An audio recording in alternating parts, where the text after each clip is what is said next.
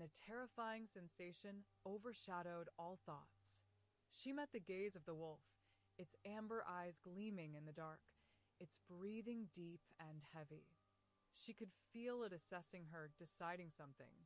"You're safe, but not for long," a voice whispered in the dark, low and stern in its accent. Welcome to Moonlight Love Chapters. We'd be thrilled if you could subscribe to our channel and leave a comment on this video. Thank you so much for your support. May the power of the werewolf be with you. Alpha and Omega, the shadow of the werewolf. Chapter 1. Fleeing from the darkness. Anais ran. Her footsteps echoed in the empty streets of the small town, but she dared not look back. She knew they were watching her. The wind, cold and sharp, brushed against her face, but nothing could overshadow the fear tormenting her soul. Werewolves. They were closer than she could imagine, and this town was no longer safe. Her ears rang as she hurried through narrow alleyways, every corner seeming like it could be her last. She already knew that if they caught her, there would be no forgiveness. She wasn't ready to die. Not like this, not now. Running was her only choice. Her legs were beginning to give way, her breathing quickened, and her heart pounded so loudly it felt like it could be heard miles away.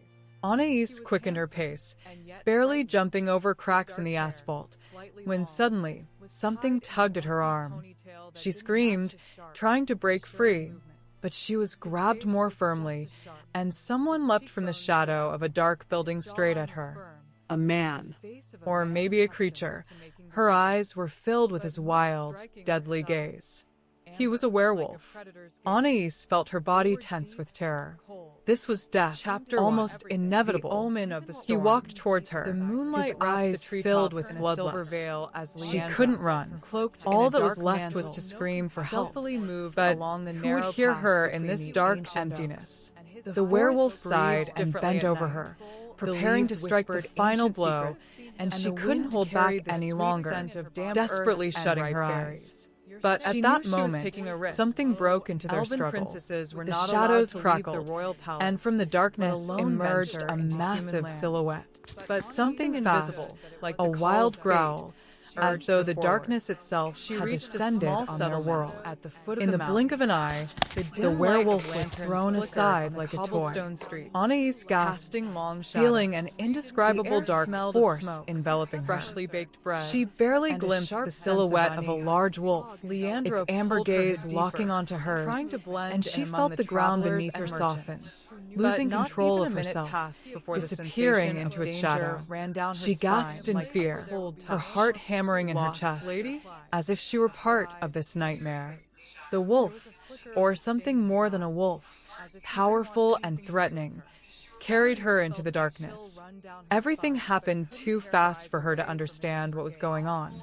She felt only one thing: she had been saved. But salvation did not bring relief. Something inside her resisted. This wolf wasn't an ordinary creature, and it wasn't a friend. It was something much more. When they finally stopped, Anais noticed the mist surrounding her, as if she had entered another world. She tried to break free, but weakness overcame her, and the terrifying sensation overshadowed all thoughts. She met the gaze of the wolf, its amber eyes gleaming in the dark, its breathing deep and heavy. She could feel it assessing her, deciding something.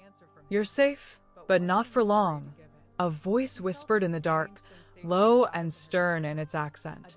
Anais couldn't understand what the words meant, or why the fact that this mysterious wolf knew more than she did terrified her.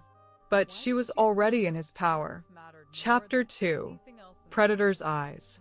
Anais awoke from a foggy sleep, feeling her body stiff and aching. The space around her was hazy, like through a mist, but her intuition told her something was wrong. She slowly opened her eyes and saw the ceiling before her, covered in dark velvet. The surfaces were coated with thick moss, and the windows had... Even if I saved you, This is not our territory. It's breathing deep and heavy. She could feel it assessing her, deciding something. You're safe, but not for long. A voice whispered in the dark, low and stern in its accent. Anais couldn't understand what the words meant, or why the fact that this mysterious wolf knew more than she did terrified her. But she was already in his power. Chapter 2. Predator's Eyes. Anais awoke from a foggy sleep, feeling her body stiff and aching. The space around her was hazy, like through a mist, but her intuition told her something was wrong. She slowly opened her eyes and saw the ceiling before her, covered in dark velvet. The surfaces were coated with thick moss, and the windows had curtains that barely let in dim rays of light. This wasn't a place she recognized. It was something entirely alien. A headache throbbed, and she tried to sit up, but immediately felt her body weaken. She took a deep breath and froze when she noticed a silhouette nearby. Tall, threatening, standing in the shadows. A man. He stood by the window, his back straight, movements calculated. Reed. Anais didn't know his name, but somehow, deep inside, she knew it. He was the one who had saved her. Her gaze fell on his face. He was handsome, and yet frightening. His dark hair, slightly long, was tied in a messy ponytail that didn't match his sharp, assured movements. His face was just as sharp, his cheekbones stood out, and his jawline was firm, the face of a man accustomed to making decisions. But most striking were his eyes, amber, like a predator's gaze.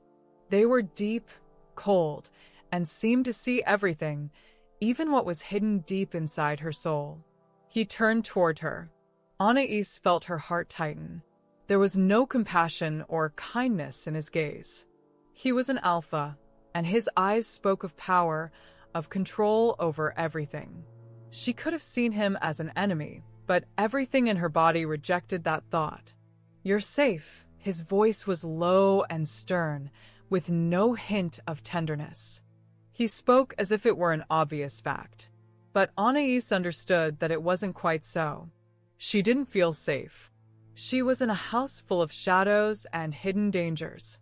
"Where am I?" she blurted out, her words sounding too loud in the silence.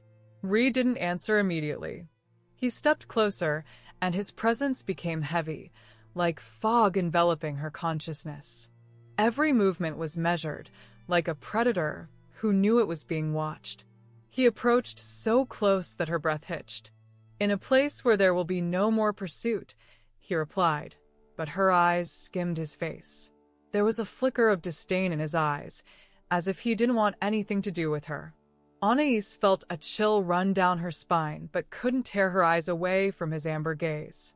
They seemed endless, deep, and she could feel her instincts waking up, trying to understand him, his essence. It was strange, dangerous, and yet compelling.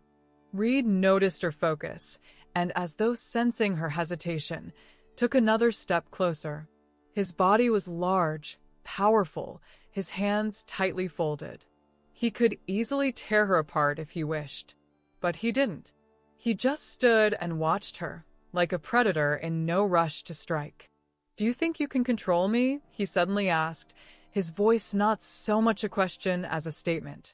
It was as though he knew she was seeking an answer from him, but wasn't in a hurry to give it. She felt a strange sensation rise in her chest, a desire to run, and at the same time, an inexplicable pull. But Anais couldn't understand what this feeling was. Why did she feel that his presence mattered more than anything else in the world? Why couldn't she look away from his powerful gaze? "I don't want to get attached," Reed spoke, his gaze becoming even more guarded. His words were heavy, like a stone, and there was no softness in them. He looked away, but continued to stand right in front of her. "You need to understand. Here, you are not safe, even if I saved you. This is not our territory." Anais felt something stir within her, as if his words had awakened hidden fears. But there was something more than just fear. It was a sense that she couldn't that she needed to be close to him, and at the same time, a fear that this connection with him might lead to catastrophe. She lifted her head, meeting his gaze. She couldn't quite figure out what she wanted to know, but she knew that Reed wasn't just an alpha. He was something more, and she had to understand what this pain in her heart meant when she looked at him. Chapter 3: Dangerous Proximity. Anais increasingly found herself thinking that something had changed. She couldn't explain why, but Reed seemed to be avoiding her. He was always nearby, but never gave her the closeness she had expected. His presence was palpable, always there, but never too close. It was as though he was building an invisible wall between them, one that kept her from getting closer. Despite his silent behavior, his eyes always found her in the crowd. His gaze was sharp, sometimes cold, but occasionally his eyes lingered on her longer than they should have. She felt it, even if she couldn't fully understand what those silent moments meant. It wasn't malice. It was something else, like Reed couldn't rid himself of something pulling him toward her. And though he tried to hide his emotions, Anais could feel his instincts battling his mind, holding back something deep inside that was trying to break free. Every time she tried to get closer, his shoulders tensed, and he became even more alert. His behavior left a strange unease in her heart. The more she tried to understand him, the more complicated he became. He wasn't just an alpha. There was something about him that both terrified and attracted her at the same time. Today was different. She felt something was about to happen and decided to take matters into her own hands. Anais slowly approached Reed, who was standing by the large table, looking over maps, as usual, lost in his thoughts. She noticed he tensed slightly when he heard her steps, but didn't turn around. She sighed, deciding to make the first move. "Reed." Her voice was soft but confident. He didn't respond, but she noticed how his shoulders subtly stiffened. It was the only answer she received. Anais moved closer. He seemed not to notice her, but she could feel his presence, like a powerful, sticky energy that made her heart beat faster. She stood beside him, feeling his scent fill her nose, mingling with the smell of the forest and the cool night air. His scent was unusual, a mix of woodiness and something primal, ancient. He was like a wolf, strong and unseen, as dangerous as he was alluring. Her hand brushed his elbow, just for a moment. And in that instant, when their bodies touched, it felt as though all the energy around them compressed into one point. Anais felt an electric charge run through her skin, coursing through her entirely. It was more than just physical contact. It felt as though the world had slowed, and the only thing that mattered was her and Reed. She didn't pull her hand away in time and felt her heart miss a beat. That moment was as long and dangerous as an encounter with a predator. His hand twitched, and she felt his fingers clench into a fist. He exhaled sharply, his eyes, bright and cold, locked with hers. There was fire in them, burning and hidden, yet also cold and controlled. "You don't understand." His voice was rough, almost low, as if he had just woken from a deep sleep. He stood before her, motionless, but she could feel the tension building inside him. "You shouldn't be this close to me." Anais felt her body, despite the fear, unconsciously pulling her toward him. Everything inside her tensed, as if her instincts were responding to his words, but couldn't stop her actions. She felt her breathing quicken, and her thoughts became tangled. "Why?" she whispered, though she already knew the answer. This was the moment when she had to realize that their connection wasn't just a coincidence. And not just because she was drawn to him, but because Reed couldn't allow himself to be with her. He was too strong, too dangerous. He leaned forward, his face so close that she could feel his heat. His breath brushed her skin, and it was like an electric jolt that quickened her heart. "Because I can't be with you. I can't allow myself to do that. "You're two," his voice cut off, and he pulled back again, as if something inside him had tightened, not allowing him to continue. Anais felt her chest tighten with pain. It felt like a deception, like something she couldn't understand. But Reed had already turned, not giving her the chance to respond. Still, her body knew that this connection between them was only just beginning. She stood there, feeling her heart still racing for a few moments, as if trying to remember that instant. The moment when they were on the edge. Chapter 4. The Dream of the Wolf. At night, Anais tossed and turned in bed, unable to fall asleep. Thoughts of Reed, of that strange and unspoken tension between them, kept her awake. She felt that changes were happening within her, that her world was shifting, and with it, her perception of Reed. Sometimes she felt trapped, as if that trap was made of her own desires. But there was nothing she could do about it. Finally, when she fell into sleep, her body relaxed, and her thoughts became chaotic. Everything felt strange and unfamiliar, like being in another world. In this dream, everything was dark and mysterious, the forest vast and impassable, as if pulling her into its embrace. Anais walked on soft earth, feeling her steps absorbed by the grass, the air growing cold and damp. The branches of trees intertwined, creating strange patterns in the air. She felt something move in the darkness, watching her from behind the trees. It was huge and quiet, almost invisible. But her instincts told her it wasn't just an animal. It was something more. She stopped, looking around, and at that moment, a wolf appeared before her. But this wasn't just any wolf. Its eyes were amber, glowing like two flickering lights in the night. It approached her without a sound, and she felt her heart race wildly in her chest. It was beautiful, yet terrifying. Its fur was dark, almost black, and she felt its gaze penetrate the deepest parts of her soul. The wolf stood before her, inhaling her scent, its body tense but not threatening. It wasn't just a beast. It was part of something larger, something ancient and magical. Anais felt its presence envelop her. Its eyes were full of mystery, as though it knew her secrets, her most intimate desires.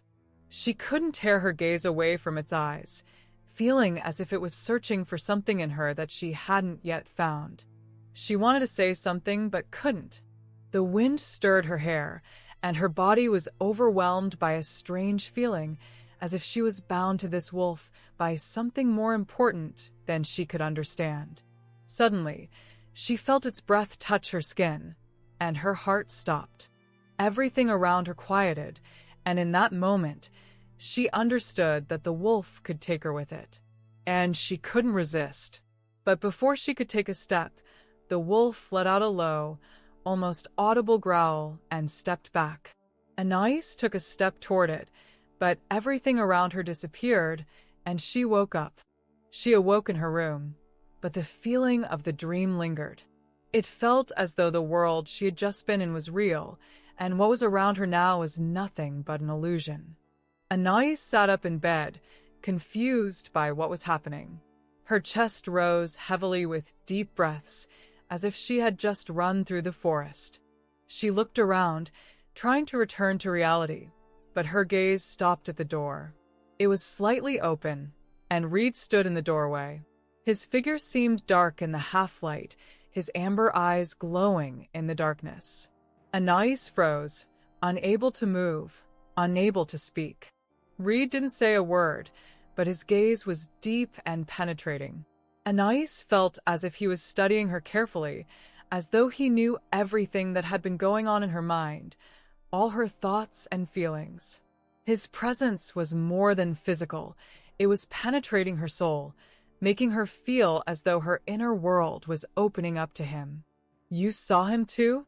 Reed asked, and his voice carried no surprise or judgment, only a slight tension.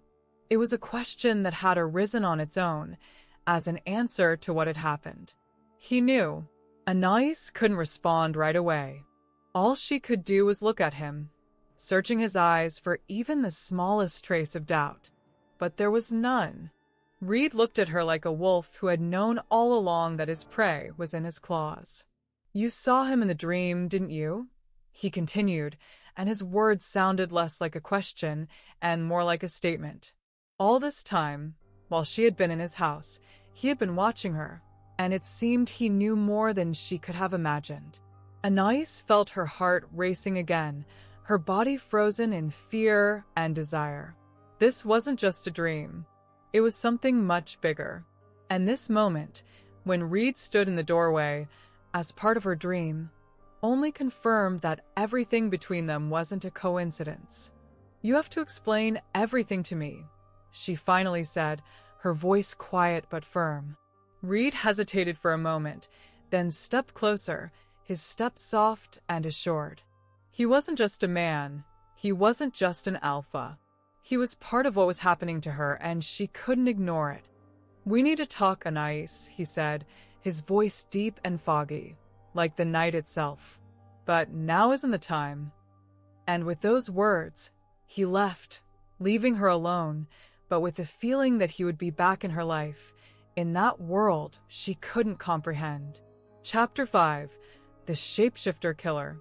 The city was consumed by silence, broken only by the occasional footsteps of passers-by and the rustling of leaves beneath their feet. But for Anais, this silence felt false.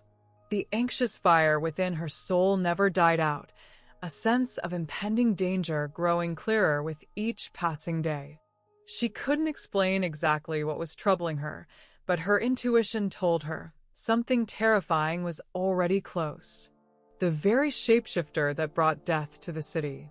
Anais felt its presence like cold breath, like a shadow creeping out of the dark. She didn't know where it had come from or what it wanted, but one thing was clear: it was dangerous. This shapeshifter killed, and its traces went unnoticed, like a ghost disappearing in the blink of an eye. Every morning, when she left the house, her gaze would automatically sweep the streets, expecting to see something that would betray it, someone who was no longer human.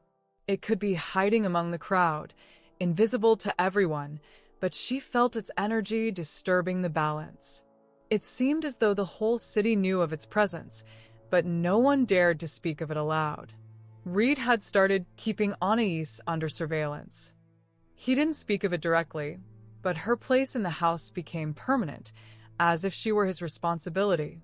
She didn't know what was going on in his mind, but she felt him gradually pulling away, though still remaining close.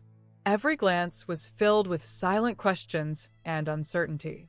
He tried to be near, but always kept his distance. Anais noticed that Reed began to avoid her whenever she tried to talk about her worries. He wasn't ready to open up. It was obvious. His eyes, always so confident and impenetrable, were now filled with internal demons. He didn't allow himself to show vulnerability, but for some reason, her presence stirred him, just as his did for her. Each day, it became harder for Anais to stay in the house, which was increasingly feeling like a cage. Reed acted as though he didn't notice, but every glance he cast was focused, as though he were searching her eyes for a signal, something that would tell him what to do. One night, while Anais was sitting on the balcony, trying to gather the strength to deal with the overwhelming emotions, Reed approached from behind. He was quieter than usual, like a shadow gliding over the ground. Anais turned and met his gaze. It was as deep and penetrating as always, but there was fear hidden in it. She immediately understood he was afraid. "Do you feel it?" Reed asked, his voice barely audible. "It's close. I can't let you be out there alone." Anais looked at him in surprise, trying to understand what he meant. Reed didn't say that he felt the same fear, but his words were full of shadow. He knew the shapeshifter was near, and its presence made Reed clench his fists in unease, his instincts on the verge of breaking. "You shouldn't be following me," Anais replied, but her voice trembled. She couldn't hide what she was feeling, and her words weren't confident. Every day, it became harder for her to fight this inner unease. Reed looked at her. His face remained calm, but a storm raged inside his mind. He couldn't allow Anais to be in danger, but he couldn't understand why her safety had become so important to him. He was the alpha used to protecting his pack, but with her, everything was different. She was something more than just a member of his group. "You won't stay here alone anyway," he said decisively. "We'll track this shapeshifter together." Anais felt his words sink into her soul. She couldn't understand what was happening between them, but she felt that for Reed, this struggle was not only for her safety. He was holding back his feelings, like one would hold back a beast tormented by hunger. And though he didn't allow himself to open up, Anais knew they were both on the brink of breaking. Reed left, leaving her alone with her thoughts. The streets were empty, and only the shadow of the shapeshifter, like a cold specter, followed Anais's every step. She didn't yet know that this was just the beginning, and what awaited her could become the scariest trial of her life. Chapter 6: The First Kiss. Twilight had already descended upon the forest, and with each step Anais and Reed took among the trees, the darkness thickened. They were in the heart of the events, their eyes adjusting to the night light, but the surrounding silence, broken only by the rustling of leaves, felt tense. The forest was breathing, and they breathed with it. Reed walked ahead, his steps confident and calm, but within him was a hidden, tense instinct that kept him alert. Anais walked a little behind, her thoughts wandering between the emotions that lingered from their shared days. Everything around them was calm, but within her, a rising anxiety grew, one she couldn't explain. The sounds of the forest were so real, so foreign to her perception. Every tree, every step marked their presence. And in this world, full of hidden threats, she was with Reed, feeling his protection, but at the same time, his invisible distance. As they passed through some underbrush, Anais suddenly tripped over a tree root. Losing her balance, she nearly fell, but Reed was next to her in an instant. His strong arms caught her, pulling her close, and she instinctively touched his chest to regain her balance. This movement brought their bodies incredibly close. The moment stretched, and Anais felt the warmth of his body, his tension. She looked into his eyes, amber, like fire, bright and intense. Reed stood still, his breath a little quicker. He was so close that Anais could smell him, that primal, animal scent that carried power and authority. His gaze was frozen, but filled with something deeper than just concern for her safety. He didn't pull away immediately, his hand still on her waist.